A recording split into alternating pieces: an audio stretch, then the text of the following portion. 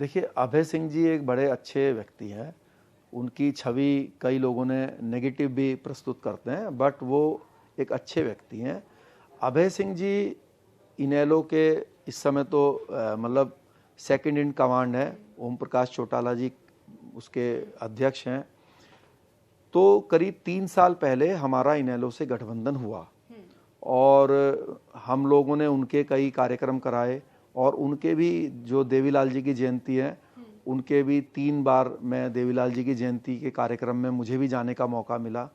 तो हम लोगों ने राजपा और इनेलो ने कई कंबाइंड प्रोग्राम्स भी हरियाणा में किए हैं। तो अभी इनेलो की जो स्थिति है वो पहले के मुकाबले थोड़ी सी इंक्रीज हो रही है, वो ऊपर जा रही है।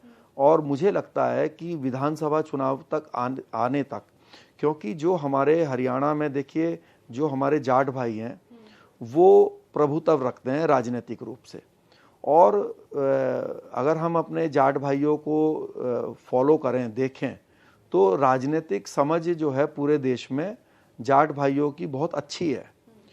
और तो उनका जो हरियाणा को जब वो वोट करने के लिए जाएंगे विधानसभा के चुनाव में, तो उनके 2 स्टैंडर्ड, वो 2 मापदंड रखते हैं, या तो पार्टी हमारी हो या तो व्यक्ति हमारा हो।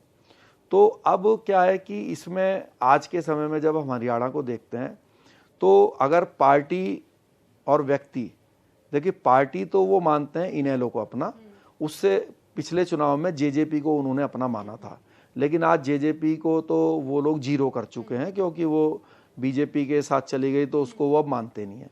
तो जो पार्टी की विचारधारा पे वोट देने वाले हैं वो इनेलो के साथ हैं, और जो ये मानते हैं कि भाई हमारे समाज का व्यक्ति होना चाहिए, तो वो अगर हुड्डा साहब को कांग्रेस खुली छूट देती है तो फिर वो कांग्रेस की तरफ भी अच्छी संख्या में जाएंगे, अगर हुड्डा साहब होलसेल इंचार्ज कांग्रेस की तरफ से नियुक्त होते हैं। तो उस कंडीशन में जो हमारे जाट भाइयों का वोट है, मुझे लगता है कि वो 60-40 के जो रेशो है उसमें वो वोट कर सकता है। तो ये हम ये माने कि राजनीतिक तौर पर एक बड़ा अलग सा संयोग होगा कि जाट और जो राजपूत समाज के हैं दोनों लोग हमें एक तरह कंबाइन नजर आएंगे। अक्सर ये सोशल मीडिया पे भी इस तरह की मैं बहस छिड़ती हूँ कि दोनों समाजों के बीच में एक तरह से खींचतान लगी रहती है। देखिए, मैं तो आपको अपना तजुर्बा बता देता हूँ।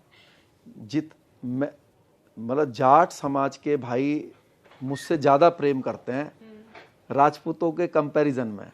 आज तक मुझे पूरे जीवन में, बल्कि मेरा जो सबसे पक्का मित्र है वो भी जाट भाई है मेरा।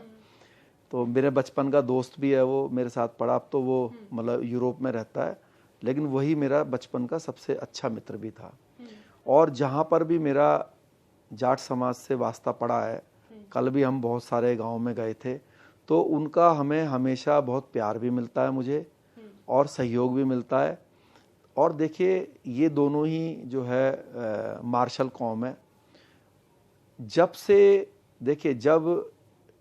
जाट भाइयों के साथ राजपूत समाज जो है एक कंधे से कंधा मिला के चला, तो ये जो पूरी जीटी रोड है दिल्ली से और चंडीगढ़ की, इस पर पूरा राजपूतों का दबदबा बन गया था और उसमें जाट समाज का बहुत बड़ा सहयोग था।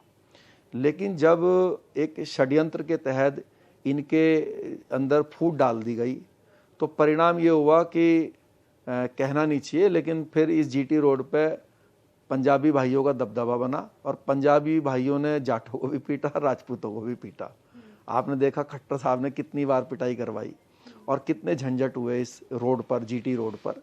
तो वो अब मुझे लगता है कि अब इस 24 में एक हम राष्ट्रवादी जनलोक पार्टी अपने जाट भाइयों के साथ मिलके और छत्तीस बिरादरी के साथ मिलके जो है सरकार में हिस्सेदारी बनाएंगे और ये सुनिश्चित करेंगे कि एक ऐसी पार्टी, ऐसा एक गठबंधन की सरकार बने जो हरियाणा को जो है देश का सर्वश्रेष्ठ राज्य भी बनाए, और जब कोई ये जो आजकल घोटाले और ये सब झंझट हो रहे हैं इन, और जो किसानों की जो समस्या है, इनसे भी जो है छुटकारा दिलाए। ओबीसी